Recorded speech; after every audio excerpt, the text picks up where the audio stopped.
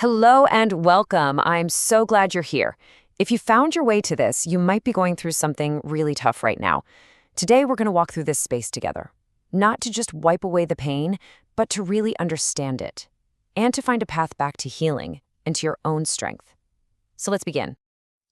After a deep betrayal, there's this silence, isn't there? It's like this huge empty space where trust and all that connection used to be. It can make you feel so incredibly alone, like the whole world just went quiet and you're the only one left standing in the echo. But what if we looked at that silence in a different way? Think about it. In movies, in stories, silence isn't just nothing. It's a tool. It's used to make you feel something more deeply. So the quiet that you're feeling right now, it's not emptiness. It's the sound of something profound happening. The intensity is real, and it's a completely valid part of your story. This quote it captures that raw shock so perfectly. That feeling of extending your hand, of lifting someone up, only to have that exact same hand turn around and hurt you. It's a violation of trust on the deepest level imaginable, and the pain from that can be absolutely staggering. I just want to pause here for a second, and I want you to really hear this. What you're feeling is real. It is completely 100% valid. You are not overreacting. You're not wrong for feeling this way.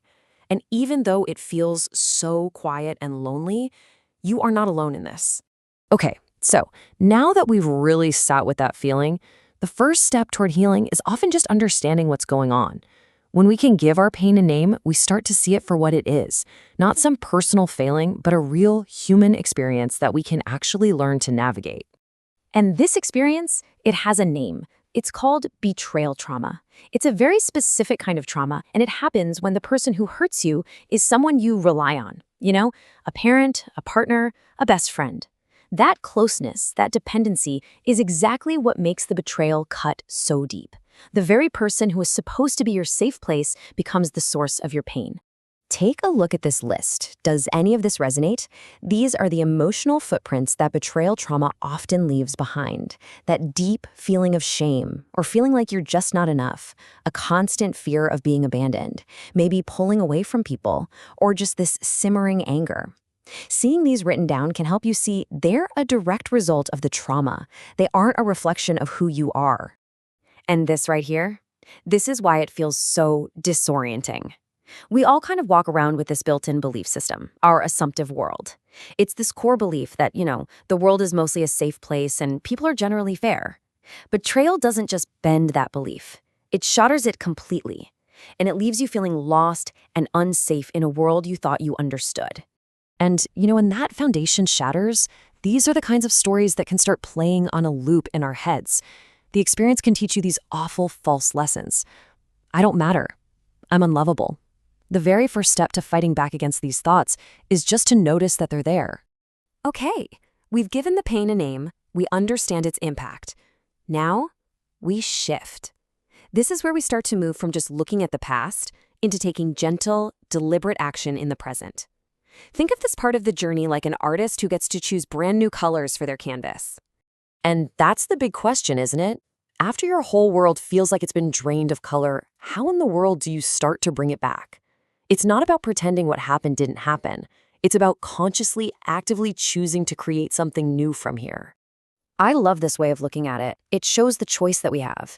Think about the colors of your experience right now. In film, the color yellow can sometimes represent betrayal, and blue can signify depression. But you can consciously choose to introduce new colors into your life. Orange for warmth, for enthusiasm, pink for sweetness and beauty. Healing is this active process of repainting your inner world, one brushstroke at a time. So, how do we actually start painting? Well, here are 4 really practical, concrete ways to begin. These aren't just abstract ideas, they are things you can do. Journaling lets you get all those trapped emotions out. Affirmations literally start to rewire those negative thought patterns. Meditation creates a little bit of space for compassion, and inner work goes to the root of the wound to begin healing. If all of that feels like a lot, don't worry. Just start here, today. Say this to yourself, maybe looking in the mirror. I am worthy of love and acceptance. I release the pain of rejection and embrace my true self. It might feel a little strange or even untrue at first. That's okay. You're planting a new seed. You're speaking a new truth into existence. All right, our tone is going to shift one more time here. We've moved from understanding the pain into the process of healing. This last part is all about strength. It's about realizing that this devastating experience can actually become the foundation of your greatest power. This is about your comeback. Just let that one sink in for a minute. We so often see this setback as the end of the story. But what if it's actually the requirement? The setback doesn't disqualify you from having an amazing comeback, it's what qualifies you for one. This pain you've been through, it's not the end. It's the start of your comeback chapter. You see, strength isn't about never falling down. It's not about being invincible. The real glory, the real guts of it all, is found in the act of rising. Getting back up when you've been knocked to your knees, that is the essence of true, unbreakable strength. This is such a powerful way to reframe everything.